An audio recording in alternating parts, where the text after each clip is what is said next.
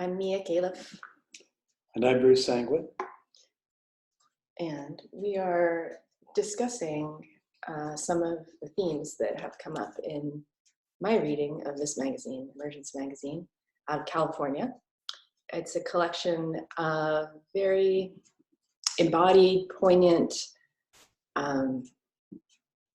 beautiful articles and some interviews that all in some way or another seem to involve slow time, taking time for things that matter and would not be captured in our sensory experience unless we were taking a good amount of time to be with them. So, Bruce, you're familiar with Thomas Merton. Yeah. Catholic mystic. Cistercian monk. Okay. Mm-hmm. Bruce holds down the Christian end of the relationship, so he's our resident theologian. I'm rather new to the subject, but I was taken by an article by one of the authors who clearly has a fascination with Merton's life. And he tracked, basically, I'm just looking up his name, Fred Banson, Bahnsson. I'm going to read this article more than once, but he tracked Merton's path out west. I guess he lived in the East most of his life in sort of, not a monastery. Would it have been a monastery? Yeah. Yeah. And then he took a trip out to California, and this article traces his steps along, I think, 3 categories: forest, shore, and desert. And in the section on desert, the author is interviewing a monk that lives in the desert who Merton might have met. And they have this conversation about what is a mystic. And the monk turns to him and he says, a mystic is somebody who puts their silence between themselves and the world and sits in the silence so they can meet God. And another monk that he interviews says that a mystic is someone who allows God to live in their interior. And then the author also quotes, I think, Hermann Hesse in Siddhartha, and describes how he likes Hermann Hesse's description of a mystic, which is someone who's a painter without paint, a poet without words, essentially someone who does not place the need for the substance itself in the path of their reverence and what exudes from them about the reverence of life, that somehow there's an interior silence, a waiting within which there's a meeting place. And the other monk also says to him, nobody goes and lives in the desert by choice, you get called. And I wonder if the proverbial desert is something that we all get called to in ourselves. That there is a stillness or a silence that we get drawn to, that's a meeting place with God in our interiority. And, how many of us feel called to turn to that, and how do we turn to that in this cultural milieu of, mass engagement, the workplace, family life, and such. Yeah.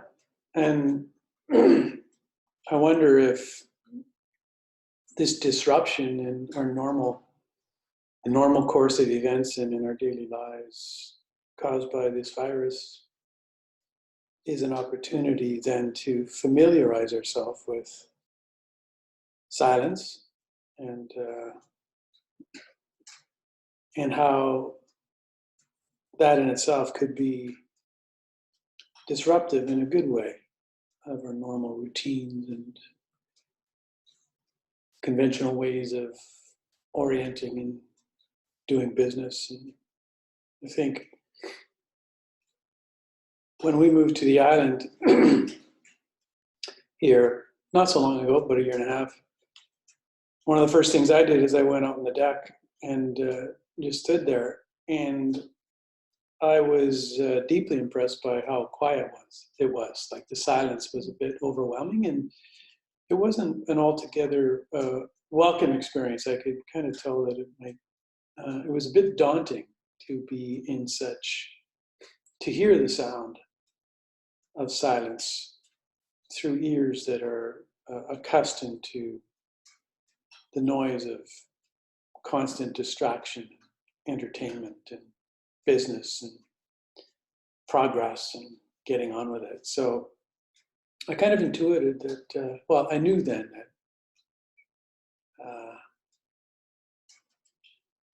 that this silence that we had chosen in terms of living on an island would invite me into a different way of being in the world. And I'm still discovering what that is, but usually when I feel into it, like it's preceded by a little bit of apprehension or dread. It's like, and then I see what my mind does with that. Yeah, when you describe your event, meeting this place when we first moved, I reflect on a similar time for me. And it makes me wonder if being drawn by silence draws us away from something else towards itself, and that we have to come into some kind of negotiation to cleave properly from what it's drawing us from. So the cacophony of our conditioning, cacophony of the city, the conditioned thoughts, the fear of what it means to be truly alone or truly still or without that which we came from. It makes me think that there's a directionality and a call for renegotiation of relationship. Maybe it requires that we titrate the silence in a way, like I can take this much, the first day, maybe 4 minutes. And then maybe the next day, 5 minutes of dropping in is possible. And we sort of build a capacity for silence. Mm-hmm. Yeah, because it's a bit of a rupture in a way, isn't it? Yeah, I think it really is a rupture, because it's like everything whatever you want to call it, small self or survivor self or egoic self or, was not built around receiving the wisdom, and maybe it's disruptive wisdom, that's inherent in the silence, whatever that might be. It's like we were built, like I built this ego for certainty, for knowing, for not being disrupted, for safeguarding against disruptions. And so the threat of silence is, I think, at first for me, disturbing. Mm-hmm. Well, it's interesting that there's a long tradition in many religions of the pilgrimage, the monastic life, the sequestering of oneself into either an ashram or a monastery or an abbey, to be alone with God, apparently. And I was reading in this same article that there were a group of Irish monks that were called the Peregrini, and they, as a practice, built these tiny boats the size of really their bodies, that are also used for fishing. They're made from willow bark and animal hide, and they would set down rivers and set out into oceans, not knowing where the tides or the current or the streams would take them.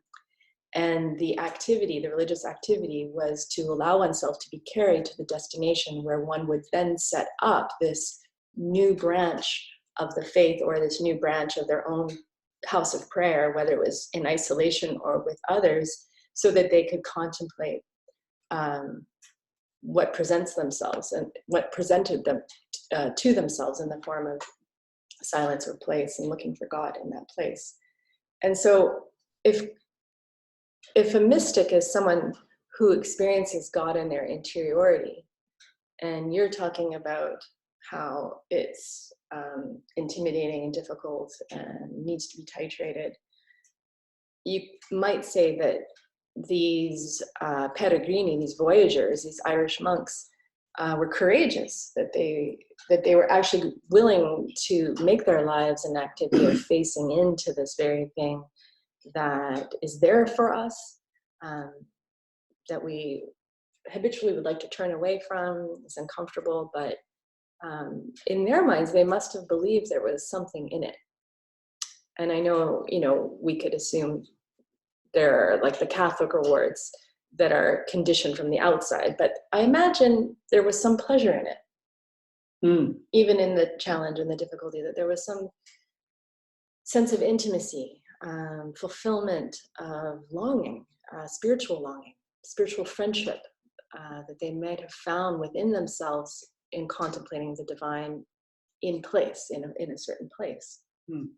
And it makes me also think of another interview in this book with Martin Shaw, who, as you know, we've talked about quite a bit, really describes the importance of getting to know a place, and to, rather than spend your life basically like a bee flitting from flower to flower and kind of being promiscuous with your attention. There's greater depth in being a husband than being a gigolo, like going deep into one place and really coming to know the story of the place. And I never really knew what it meant to have a story, to have the stories of the place, until we moved here. And I can share more about that after. But what do you think about how these monks, they were contemplating what they considered to be the divine within themselves, which to me is a real vertical axis of contemplation, is going perhaps skyward in the traditional model. Yeah. But they were also marrying their contemplation with staying in one place, which is rooting and going down into more of the ancient divine mother. Yeah. I wonder if it doesn't matter if you're orienting up or down or out into the world, or which of those realms that like to get to that place, it's going to be disruptive, like at first, but to get to the place where there's peace and beauty and enjoyment, like I think there's going to be some kind of journey through fear of facing into whatever it is I find myself running from in this conventional personality, this conventional society that's a projection of it. So, like, I don't have a lot of experience. It's not like I'm a wilderness guy, and I certainly am not, a monk living in a wilderness by any means, although I'm on an island now.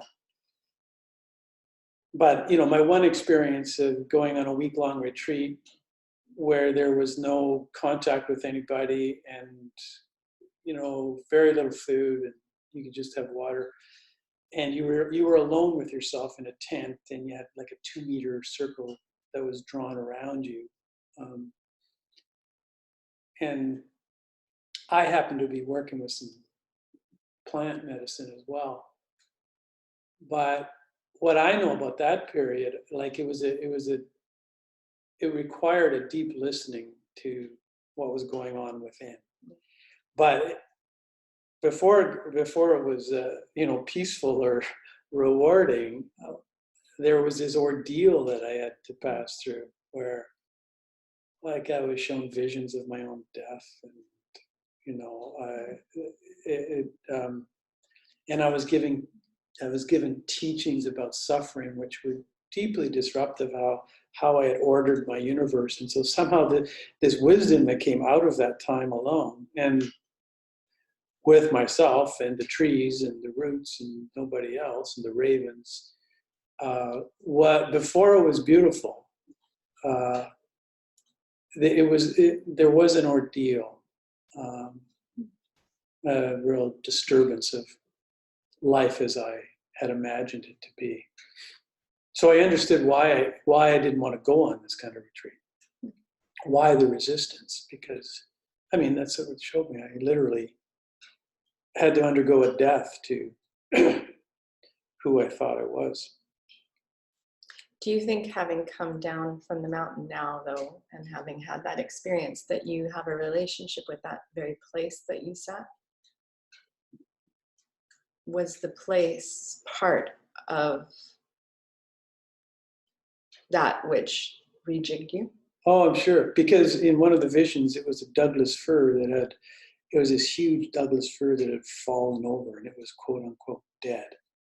Except in the vision, it stood up and spoke to me and beckoned me to come. And I entered into its fibers and its roots. And then it said, now you're going to learn how to die. And together we laid down. And then I saw the life coming out of it. So, yeah, undoubtedly that tree was actually the teacher. So, yeah, it seems like it was rooted in place. Mm-hmm. Yeah. Mm-hmm. And a particular being. And a particular being. Uh-huh. Huh. It makes me think again about this interview and other writings I've read with people who are interested in storytelling and the value of knowing the place you come from. Again, Martin Shaw claims that you don't need to go out into the wilds to learn about where you're from. And not that, I mean, you went for other reasons, but that to know the place you're from, it could be in the back alleys of a city or a town or a hamlet. It could be, you know, underneath your apartment building. Granted, though, I have experienced since moving out of the city that the listening capacity for my own listening has increased quite a bit. There's less interference, there's less distraction.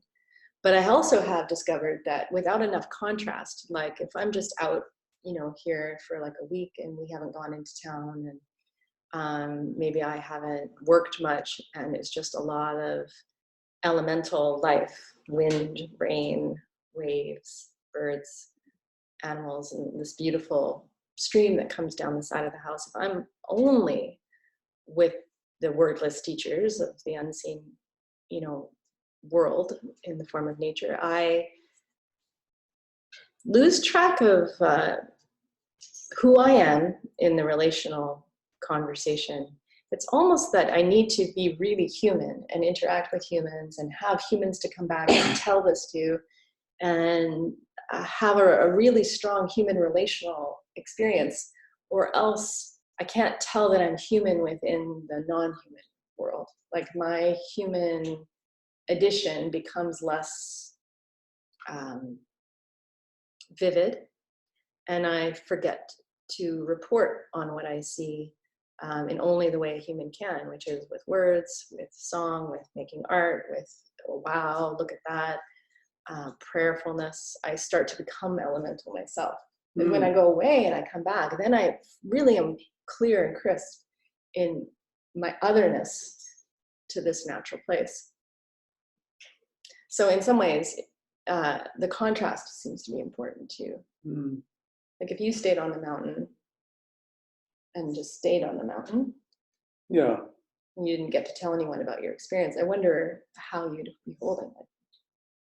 Yeah, I mean, I dissolved into the tree, so maybe, like, given enough time, I would just become one of those elements. I mean, ultimately, my body will become that. Yeah.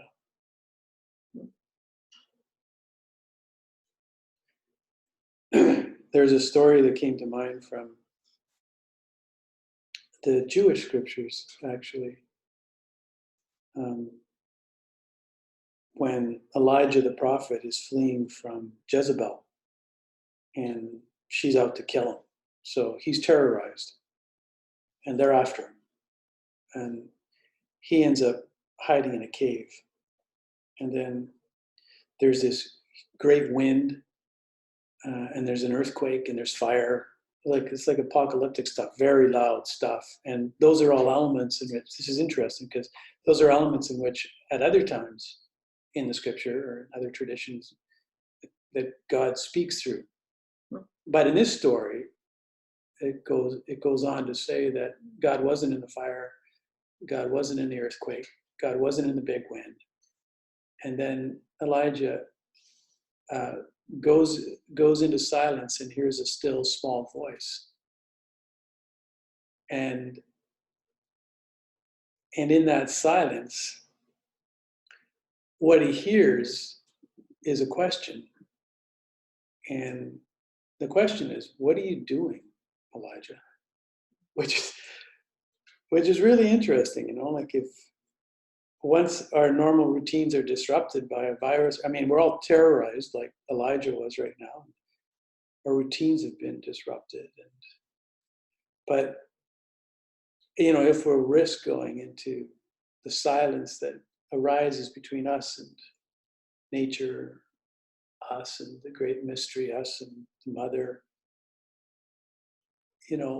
maybe that's what we're running from, is that we're going to be confronted by these deep questions. Like God doesn't answer anything. There's no answers that come up out of the silence. It's a question. What are you doing? And I just wonder about the opportunity, if we allow this settling to take place in this time of isolation and distancing, what questions might emerge from the silence that might be reorienting of who we are as individuals, and then as a species, and how we're going to do life together. But whether it's that question, like, what are you doing? Or it's, and I think in Vipassana meditations, it's like you're asked over and over again, who are you? And then somebody answers, you're working with a partner, somebody answers and they go, who are you? Then you come up with another answer, and it's, who are you? Until all those identities are dissolve in a way, and you're left with what? What is that? But I just think of the power of questions. Like suddenly, like in the silence, it's not about speaking; it's about listening. Like you were saying earlier, when your capacity to listen, since you've moved here, has kind of deepened. Well, it makes me think about quite a few things, but just to pick one direction for my own thoughts. I'm thinking of Game of Thrones, where the youngest child, who's now growing up and loves warriorship and swordswomanship, she's faced with this question by her mentor, like, who are you? Oh, yeah. And if she answers her name, she gets whacked. She gets whacked. And if she answers her name, she's put through another trial. And even if she pretends to not answer the question the way they want her or don't want her, even if she's faking it, they know. So until she's completely had all of these trials of losing her vision, begging on the street, all sorts of extreme hardships that no one would ever wish to go through, but some live daily, she can't answer that question honestly from her heart, that I'm no one, yeah. And you quickly get the sense, if you've watched the show, that it's not about wiping her mind clear of everything. It's not about breaking her. It's about breaking her adapted self, her egoic, her attachment to even revenge, to avenge her family. But what I think is unique and I find curious is, if you're living a monastic life as a means to an end versus someone who is shedding all they consider themselves to be and, shedding ego. It's like in one story, you're pulled back into the world for some kind of purpose, to almost bring what you've learned back into the world. And yet in the monastic life, you're more of a hub that perhaps, I'm making this up, perhaps maintaining that relationship to the divine in your interior is also an activity, even though you're not taking it back out into the world and enacting what you've learned in the populace. You mean like it's just an end in itself, that you're holding that for? Yeah. Although I'm not sure a monastic would argue they're doing it for humanity. I don't know, actually. But years ago, I was in a meeting of health professionals, and I actually can't remember what the premise of the meeting was, but one day, none of us were in an ambitious mood. I think we were trying to start a new medical organization, and it was one day, nobody had any agenda or plans, and we were discussing the power of having gathered just in the name of imagining something that was going to be whole and coherent for ourselves and perhaps others. And someone said, I believe that this meeting, just having gathered in this name, in the name of this, to paraphrase, I think, what Jesus once said, is something in itself and creates a reverberation in the world. And so, at this time of quiet in the world, mostly quiet, I think about how that is creating an audible silence relative to, say, a month ago or 2 months ago. And I wonder what divinity is drawn close and near and made possible by our confronting our aloneness. Do we create an allurement for that which waits for us, the mystical interiority? Is it a worthwhile activity to live a life, as often monastics do, or bodhisattvas do, of creating a field or an allurement for that in their own lives? And is there a reverberation? I mean, we can't know, but it makes me wonder if something is approaching, something can come draw near at this time. Yeah, maybe choosing stillness and choosing to listen to the silence and listen for what wants to arise in the silence creates some kind of coherence. I remember, I once had an experience where it was clear to me that I entered into some kind of I don't know, it sounds new agey, but some kind of vibrational level, and it was like, oh yeah, that's what prayer is. That's all that it is. It's getting quiet enough so that you can resonate to this frequency, and then there's a kind of intrinsic order that comes into alignment through that. I'm not very adept at it, but I think there might be something to it. Yeah, I often feel lately in my work, when I do healing work, that I'm less using technique, but more awaiting the arising of a coherent field that seems to have a kind and generous and reassembling effect without my involvement. But it's like, if we can bear witness, whether it's on the healer's table or in the prayer realm, or I would say even in the meeting room, I'm curious about if we can track maybe those fluctuations of coherence and incoherence and pay attention to what amplifies them or decreases them.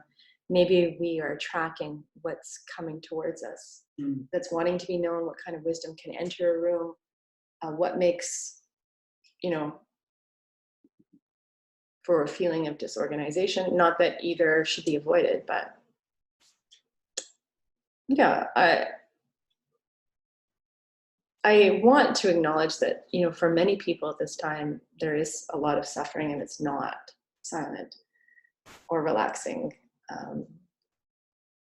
And so it's also an interesting polarity, because while there are a pretty small number of suffering, a larger number of those who are like Isaiah, like, what are you doing in the face of this? Mm-hmm. That's an interesting polarity. It's like some are in the hub of one end of the spectrum, and most of the others are in the sort of expanse of trying to find where they belong in all this. Yeah, what comes up for me in that is that, like, when you refer to the board meeting, like in holding some kind of resonance, that silence doesn't require the absence of noise. Like, silence can be entered into in the midst of noise, and in the midst of fear. Like, silence, it does have a sound and a frequency, and it's not just the absence of noise. That's what I'm trying to say. So that it's possible in a business meeting to choose to, at one level, be attending to, all the fear-based stuff around, what are we going to do? What do we have to do? How do we, like, it's like an emergency. And at the same time, choose to enter into whatever that resonance of silence is, and respond from that place. So maybe it's possible to have a mystical experience. Yeah. No matter where we are. Yeah, maybe that's the challenge. Like, and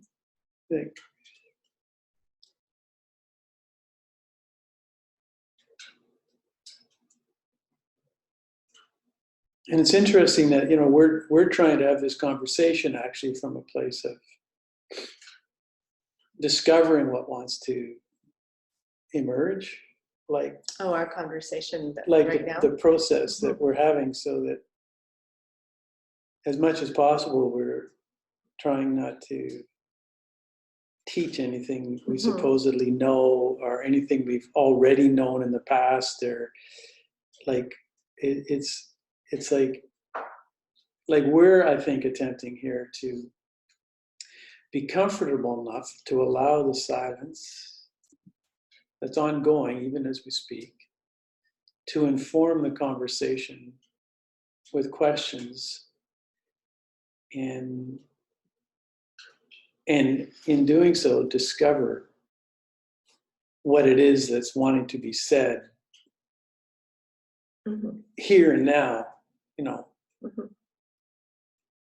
Yeah, the gesture you just made of like this, what's wanting to be said here and now, it reminds me of a fountain or a geyser, or like groundwater coming up.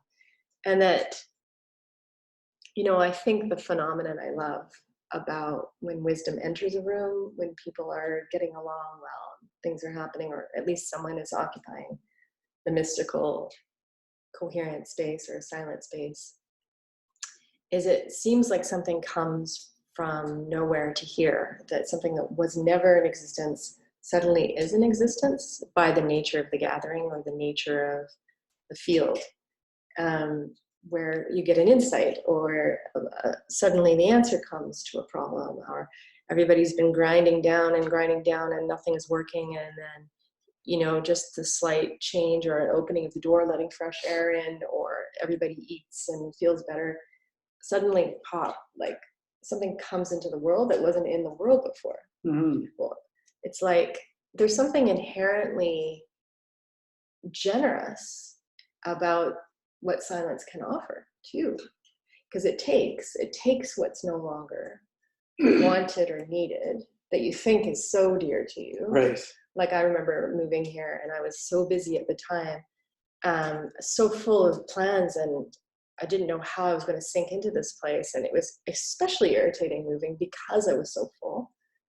But it took, a few months to just getting quieter and quieter and quieter before I could actually accept what we had done and meet this place properly. But it's like, in a way, we could say silence asks you to relinquish what's already in the past, Right. already crystallized and dead, and to open to, something that will come. Like it will present you with a death, but, like all the traditions say, you got to undergo the death of everything you think you know, and Yeah. everything that was true yesterday, for the new to come. And it's almost like, maybe silence isn't just, like you say, the absence of sound. It could be a being. Think about it like a being.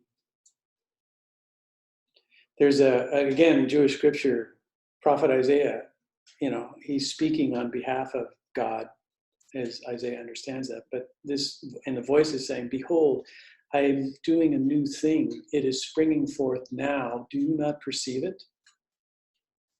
So it's that sense of it's ever emergent, like Isaiah, don't be looking to the past for your prophecies. Because the nature of the great mystery is to be creating anew. And when we get locked into that new thing that's springing forth can't happen. And I think what I hear us wondering about is if that's more likely to happen if we find a way to honor the being of silence, the silence itself. Well, I can't help to have wondered a few times while we're talking, especially about this idea that, what's new, what's old, what's past, what's present, what's future. Where was the thought before it was here? About, I start to wonder about the spatiality of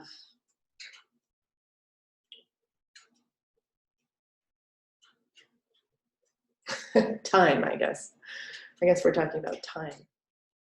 And I often am thinking quite a lot about what's not visible and not yet manifest. And most people they're thinking of, the future holiday they're going to take, or the future project they'd like to have born, the future child they'd like to conceive, the dream they have to live a certain life in a certain kind of way, or feeling they even just want to have in their relationship.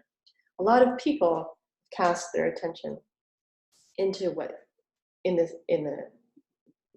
our usual description of time is future, not now. And a lot of cultures would say that the future is also what's kind of growing to become manifest, that it's not actually made up. It exists somewhere, but it's just not in our tangible experience yet. But that once it arrives here, it's already in the past, right? The manifested world. And some people really spend most of their time in the past, which is now, like in the manifested world, working with what's tangible, what's seen, what is, touchable, is in their five senses already. And, there's lots of people who spend their time in the future, in the unmanifest, thinking about it, praying for it, watching it, anticipating it, encouraging it. You could say that's also the world of providence, where we're guided. Some people can't explain how they ended up in certain places or with a certain person, or they just were in the right place at the right time. And, in some ways, again, we're being drawn towards certain events in our life, whether we know it or not. Some of us pay attention to it, some of us don't. But then when we look back, we go, wow, that must have been there was some allurement to that convergence, that meeting, that event occurring. Could never have crafted it myself, kind of thing. Yeah, nice. Do you think that like this state of silence effects kind of blurring of that linear timeline, past, present, future, and so that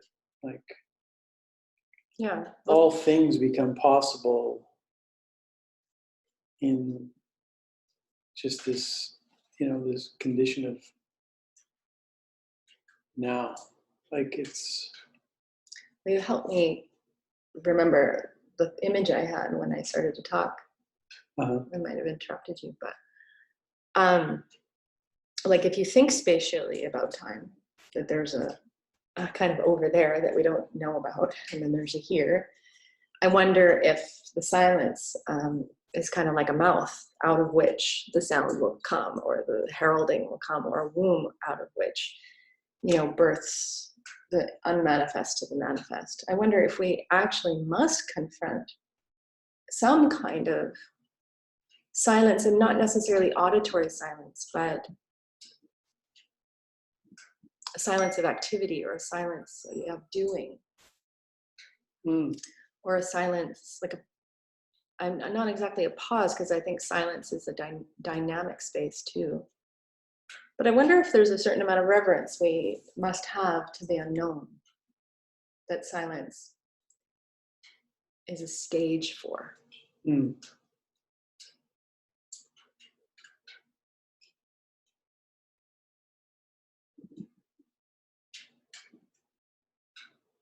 And there's no telling whether, sitting in silence helps lubricate the future to come through. Who knows? Because it happens to all of us, whether we are turning towards it or not. But it creates a space for, whatever the spiritual traditions called wisdom or Sophia, or, divine wisdom that transcends ordinary conventional wisdom to pop through. I think maybe that's a possibility that mystics have kind of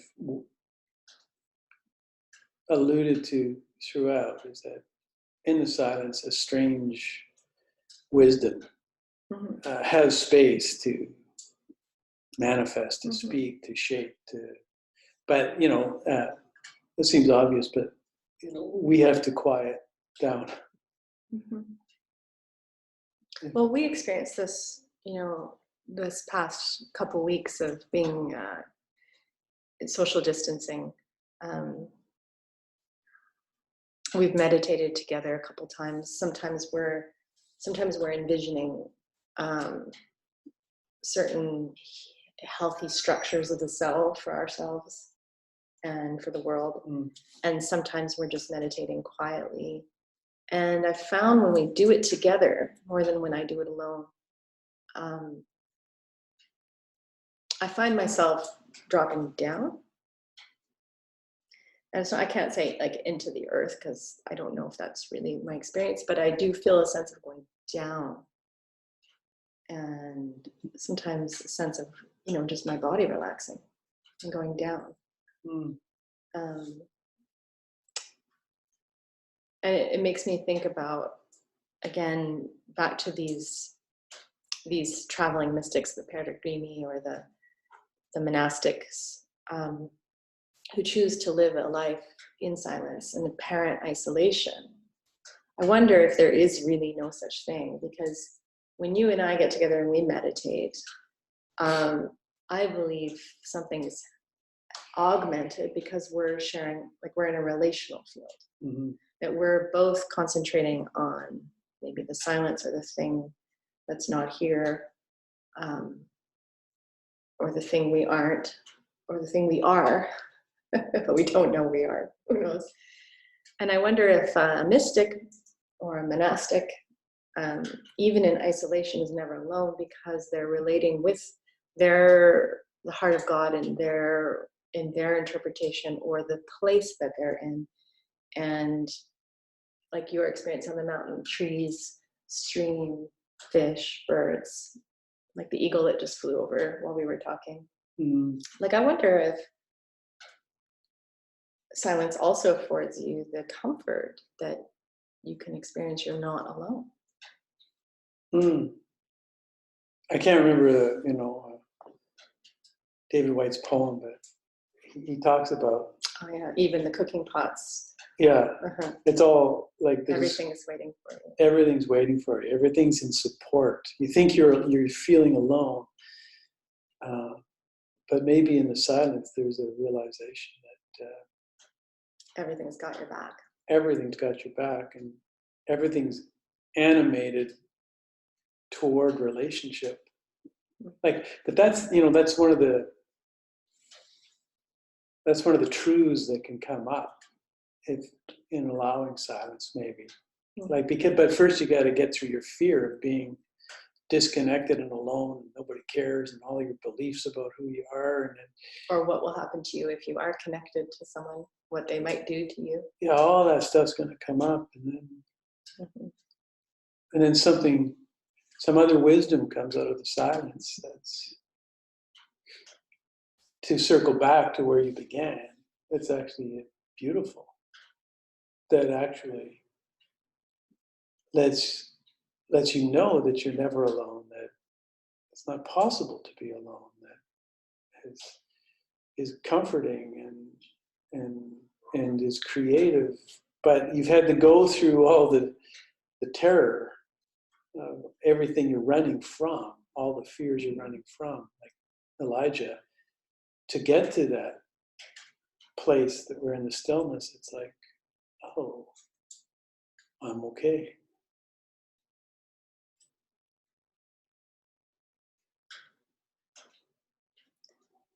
Thank you, Bruce. And you, Mia? Thank you.